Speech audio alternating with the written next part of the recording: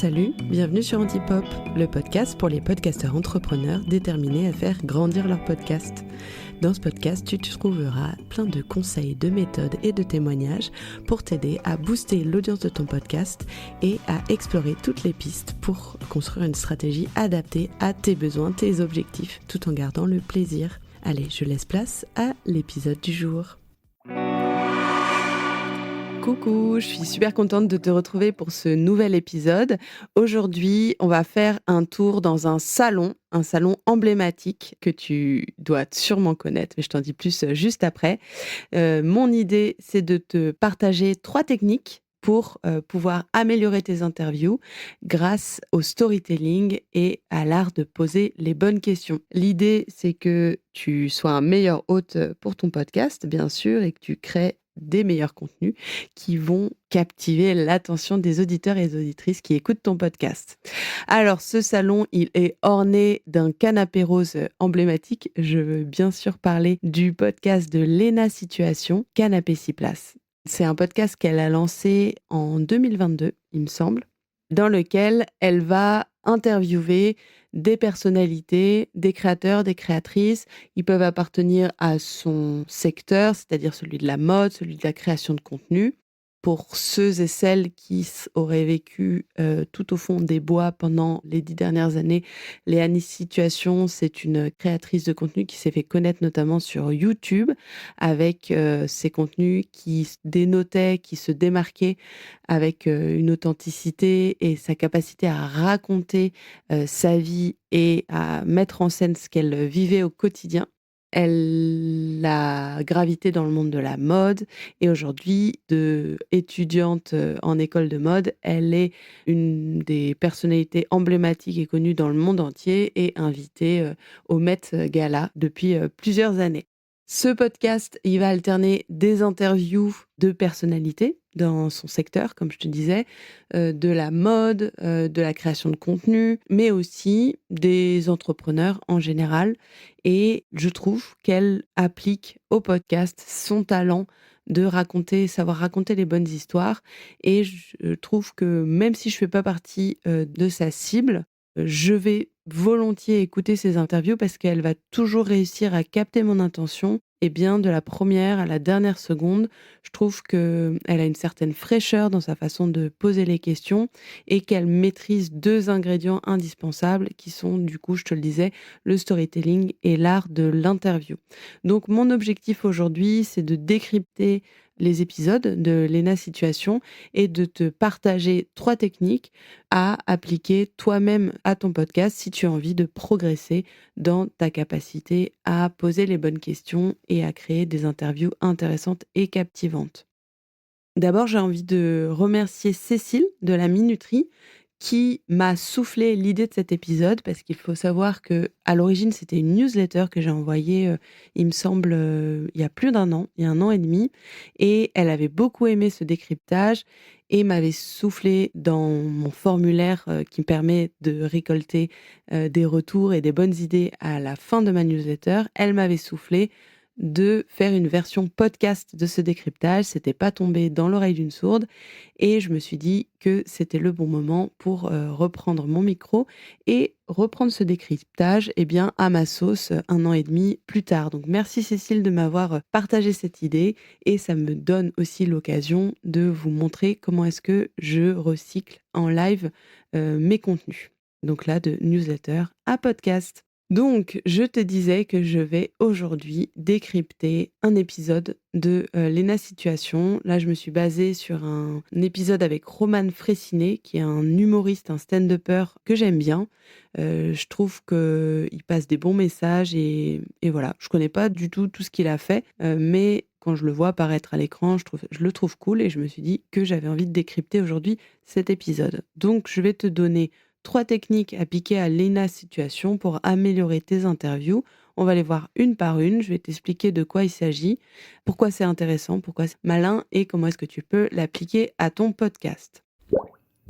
Technique numéro 1, elle raconte une histoire. Elle le raconte de la manière la plus efficace possible. C'est-à-dire que on sait que raconter des bonnes histoires, c'est utile pour capter l'attention.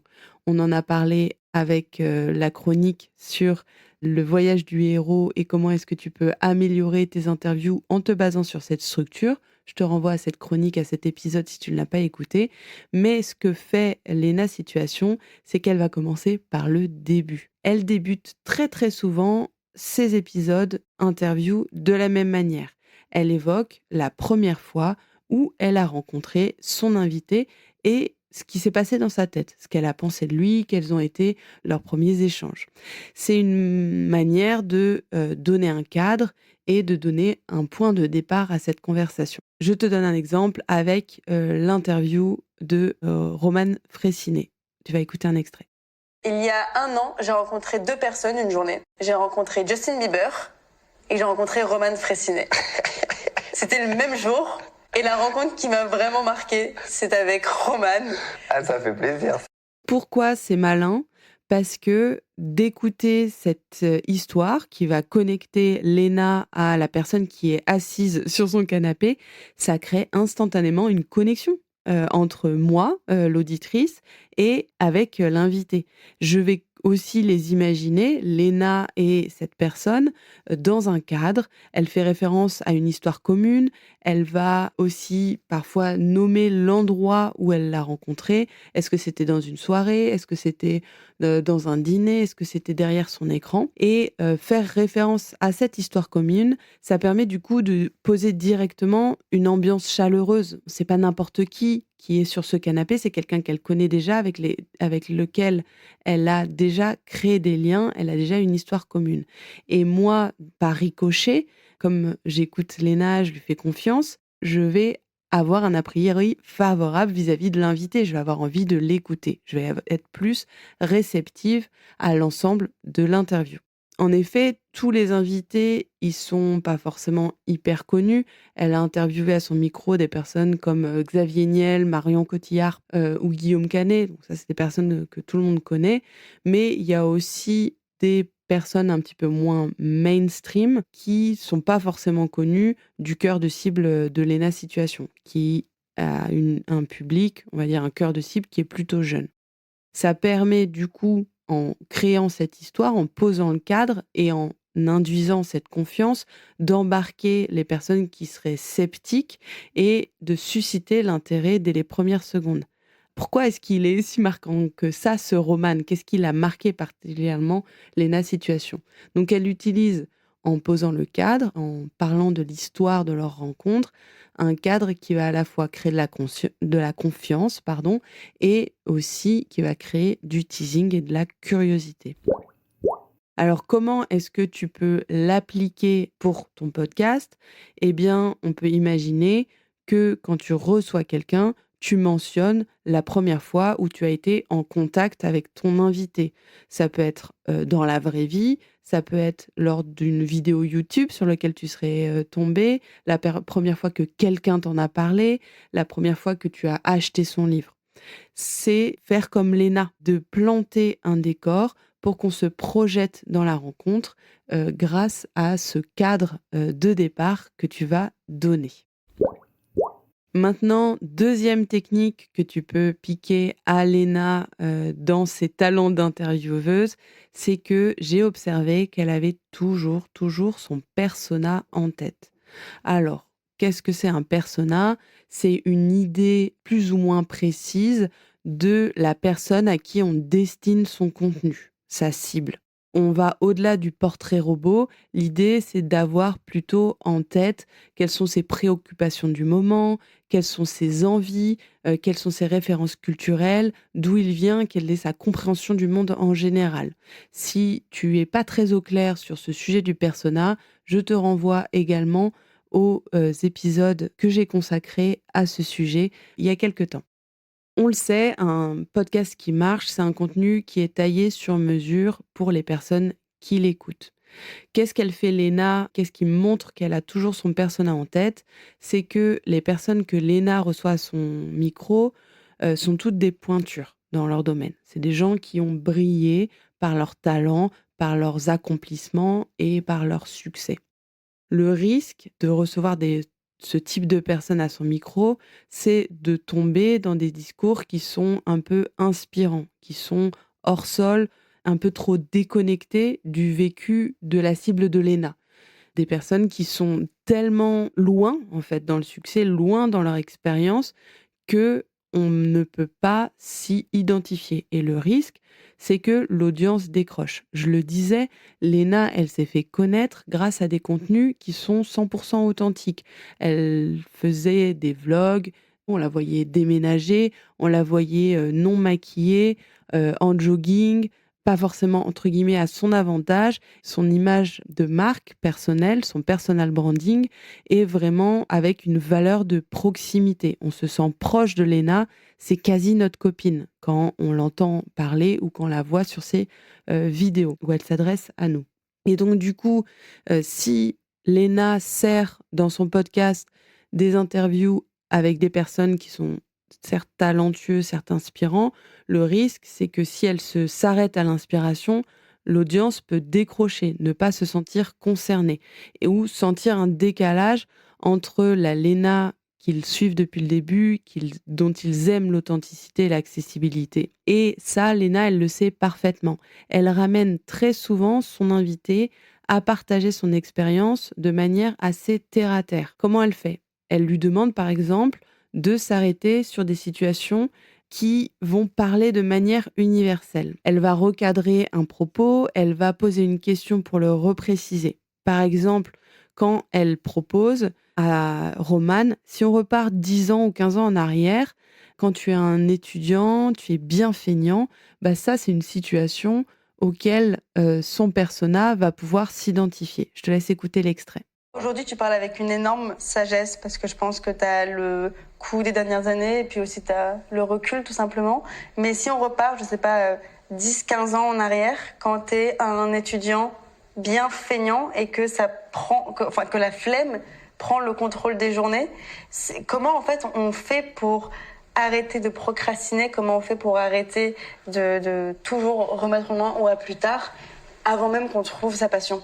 Comment est-ce que tu peux l'appliquer? Je vais pas te mentir, il va falloir amorcer un travail de fond pour connaître ton persona sur les bouts des doigts et encore une fois, je t'invite à faire des recherches sur internet, il y a beaucoup de contenu sur le sujet ou si tu as envie d'aller plus vite, écouter mes épisodes.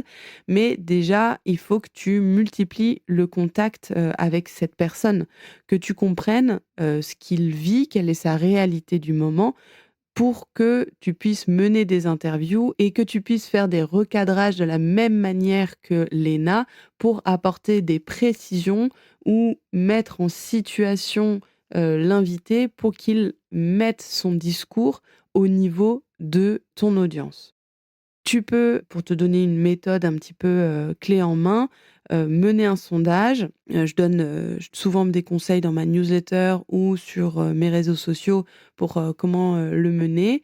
Tu peux, mener des interviews en one to one. Tu consacres 30 minutes à poser plein de questions à ton persona. Bon, il faut bien les préparer, mais c'est toujours, toujours, toujours hyper utile de passer du temps avec les gens qui t'écoutent.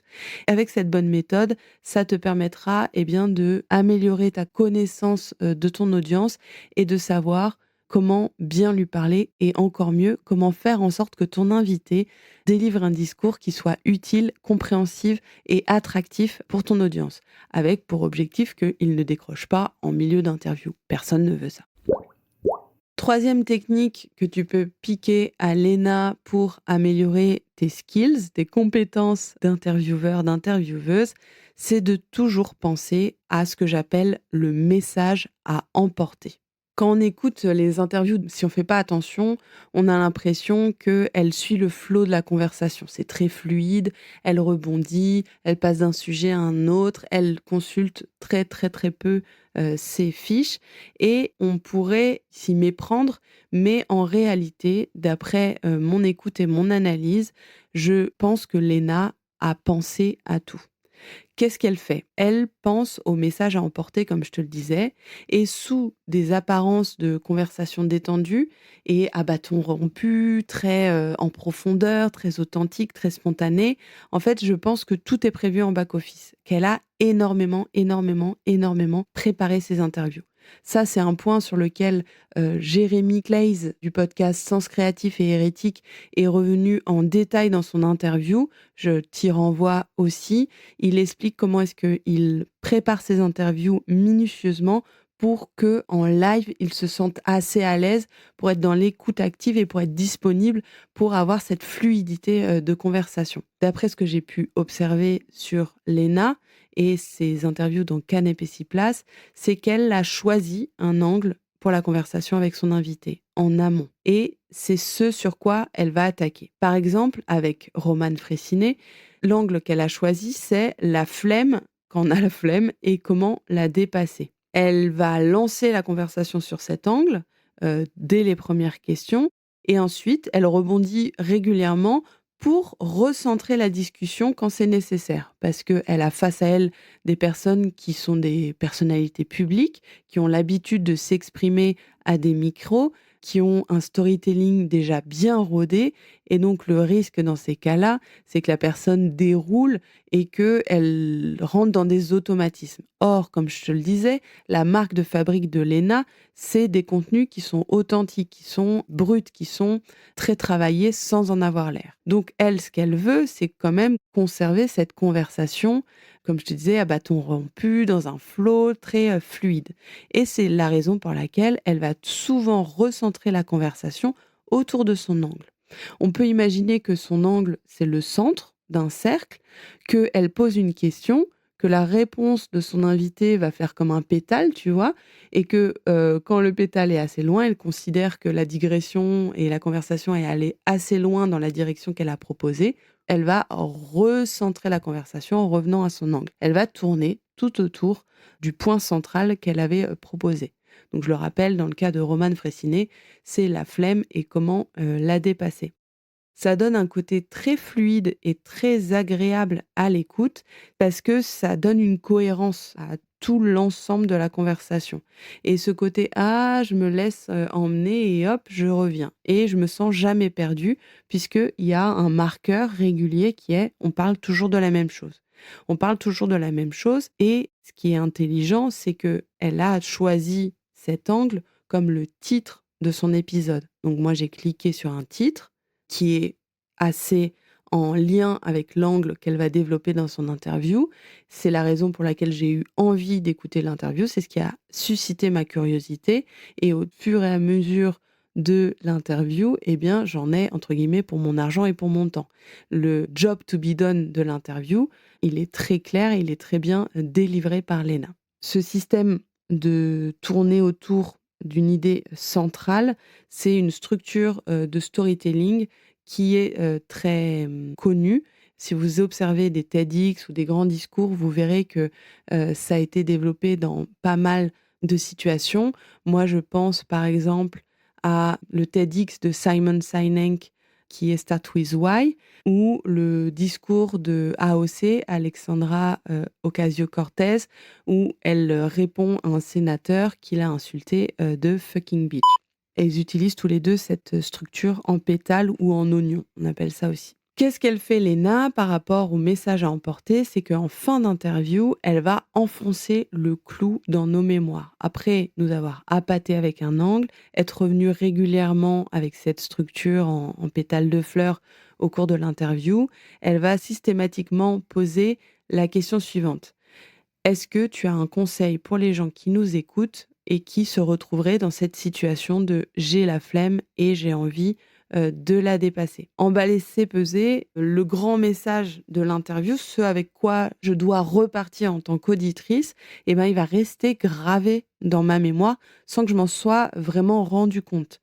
Et en plus, c'est très malin. Moi, c'est quelque chose que je recommande systématiquement aux podcasteurs, aux podcasteuses que j'accompagne, c'est de réfléchir quel est le grand message que je veux faire passer dans mes prises de parole. Donc ça peut être un épisode, une newsletter ou un post, mais ce sujet du message à emporter, c'est la première question que vous devez vous poser en tant que podcasteur quand vous voulez prendre la parole, quel que soit le format. Parce que, en fait, ça matérialise l'utilité du podcast qu'il écoute. Ça devient plus seulement j'ai écouté un épisode de Léna Situation, ça devient plus seulement j'ai écouté une interview de Romane Frécinet, ça devient J'ai écouté un épisode de Léna Situation qui interviewe Roman Frécinet et ils ont parlé pendant 1 heure de ce sujet-là. Et en plus, moi, je l'ai trouvé utile parce que j'ai ce conseil qui me permettra de dépasser ma flemme si ça se présente. Je vous propose d'écouter l'extrait où elle le fait. Terminer, tu as un conseil aux gens qui nous écoutent qui peuvent être victimes de cette flémingite aiguë? Pourquoi c'est malin? Pour le bouche à oreille. Parce que je serai capable, une fois que ce grand message sera gravé dans ma mémoire, je serai capable de le recommander à d'autres personnes. J'ai mon package, j'ai mon message pour pouvoir le recommander. On n'oublie pas que c'est un moyen très répandu de découvrir des nouveaux podcasts. On dit que c'est le levier numéro 2 de découvrabilité des nouveaux podcasts.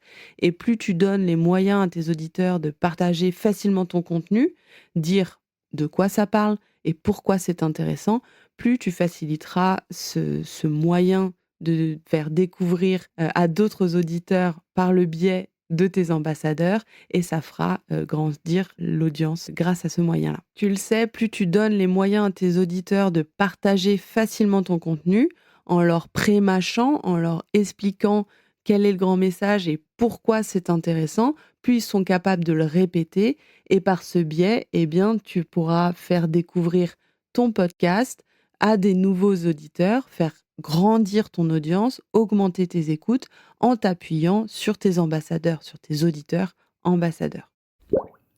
Comment est-ce que tu peux l'appliquer? Eh bien, tu peux définir en amont lors d'un call préparatoire avec ton invité quel est le grand message que tu as envie de faire passer avec cette interview, avec cet entretien. Si tu découvres que le grand message, il est autre durant l'interview, eh bien, tu peux le faire formuler à ton invité en fin d'interview. Si les auditeurs et auditrices qui sont arrivés jusque-là devaient retenir une chose, un seul conseil, ça serait quoi? Ou si ça ne rentre pas dans ta trame d'interview, tu peux faire toi-même le boulot et dans une conclusion de l'épisode que tu enregistres toi-même, tu vas résumer les 3 grandes idées à emporter. C'est quelque chose que Noémie Kempf va faire dans son podcast The Storyline et je trouve ça super intéressant parce que ça rend clair quel est le message à emporter et en plus ça contribue à sa marque personnelle. Et voilà, je récapitule, si tu as envie d'améliorer tes techniques d'interview, d'être un ou une meilleure host pour ton podcast et de mener des meilleures interviews pour rendre tes interviews captivantes, voilà les 3 idées. Tu racontes une histoire, tu poses le cadre de ta rencontre avec ton invité pour créer de la confiance. Tu vas avoir toujours ton persona en tête et faire en sorte de poser les questions à ton invité que se pose ton persona en ayant en tête ses références, son contexte, ses besoins, ses envies. Et tu vas penser au message à emporter pour faciliter le bouche à oreille. Voilà, j'espère que cet épisode t'a intéressé, que ça t'a donné envie et des techniques pour améliorer ton art de l'interview. Si tu es aussi fan du travail de Léna, moi je serais curieuse que tu me dises s'il y a d'autres choses que tu as remarquées dans ces techniques d'interview, s'il y a d'autres choses qu'elle fait dont tu es fan et viens m'en parler sur Instagram @ecofactory ou sur LinkedIn Anne-Claire Leca. Je serais très contente de continuer la conversation avec toi. À très vite.